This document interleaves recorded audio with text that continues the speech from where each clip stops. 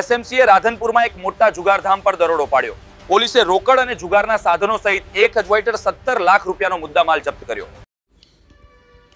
પાટણ જિલ્લાના રાધનપુરમાં જુગારો પર એસએમસીના દરોડા, 1.77 લાખનો મુદ્દામાલ જપ્ત।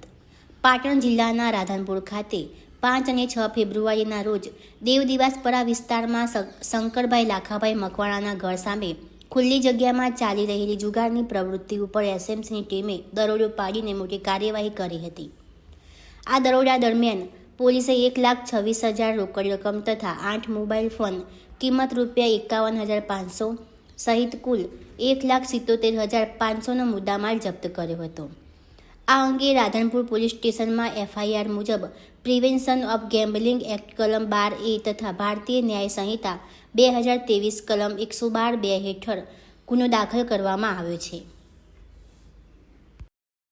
પોલીસે કુલ 9 આરોપીઓને પકડીને રાધનપુર પોલીસને સોંપ્યા છે, જેમાં સૌજીભાઈ શિવાજી રાઠોડ રહે મુદેથા ડીસા બનાસકાંઠા, ભરતજી વીરસિંહજી ઠાકોર રહે થરા સદુજી વાવ થરાદ, વિષ્ણુજી ઝેણાજી રાઠોડ રહે મુદેથા ડીસા બનાસકાંઠા, ઇમરાન અબ્દુલભાઈ શેખ રહે નાગોડીવાસ રાધનપુર, કાંતિભાઈ અમરીશભાઈ પટેલ રહે રાજનગર સોસાયટી મોરબી, સલીમ ઇબ્રાહીમભાઈ કાળા રહે ગાંચી મસ્જિદ નજીક રાધનપુર, શંકરભાઈ બાબુભાઈ નિરાસી ઠાકોર રહે અંબાવાડી કોટેમ્બા રાધનપુર, શેર મોહમ્મદ અલી મોહમ્મદ હિગરેજા